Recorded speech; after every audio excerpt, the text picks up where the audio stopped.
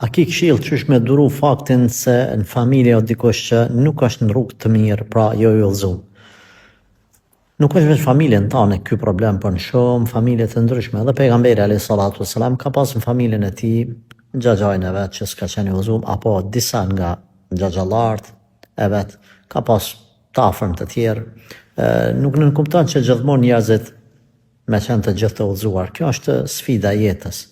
Allahu i lartësuar e sprovon njerin në forma të ndryshme, dikon pa fëmijë, dikon me smundje, dikush s'ka ratllëk, dikush s'ka të holla, dikush nuk e ka të udhëzuar dikon të familjes, etj. Pra janë të ndryshme, nuk duhet më u habit. Çka themi? Na themi me bë sabër, me bë dua për ta, për çat personin fjalë.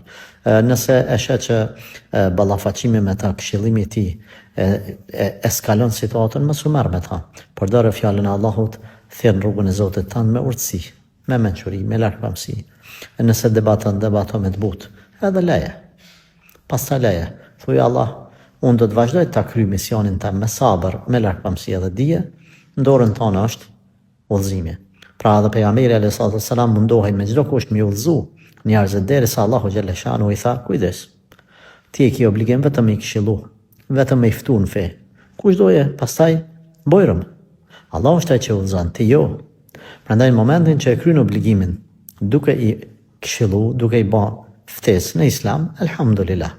Ti e ke kryer misionin ka shi personave në fjalë. Ata çka dojnë le të bëjnë pastaj.